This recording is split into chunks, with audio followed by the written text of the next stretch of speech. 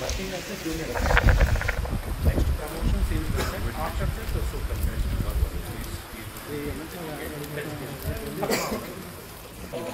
सुनो हाँ मैं कुछ सही वाला वर्क करना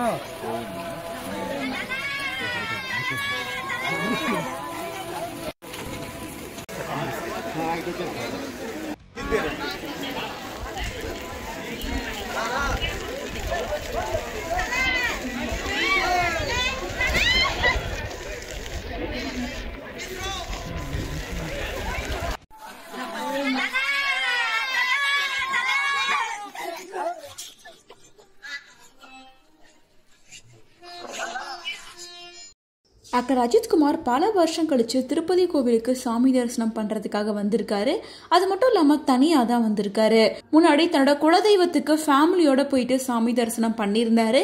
அதை தொடர்ந்து இப்போ திருப்பதிக்கு தனியா தான் சாமி தரிசனம் பண்றதுக்காக வந்திருக்காரு.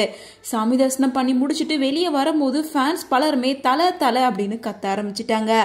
இதை பார்த்து கடுப்பான அஜித் என்ன சொல்லியிருக்காருன்னா, இது கோவில், இந்த கோவில்ல இந்த மாதிரி எல்லாம் கத்தக்கூடாது, வெளியே போய் தான் பேசணும் அப்படின்ற மாதிரி சைகளை காமிக்கிறாங்க. மேலும் அஜித் குமாரை பார்த்தா ஃபேன்ஸ் பலருமே ஓடி செல்ஃபி எடுக்கிறதுக்காக பக்கத்துல வந்திருக்காங்க.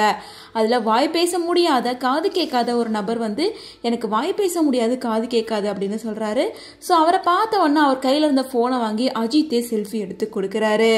அஜித் இப்போ கார் ரேசிங்ல தான் பிஸியா இருக்காரு.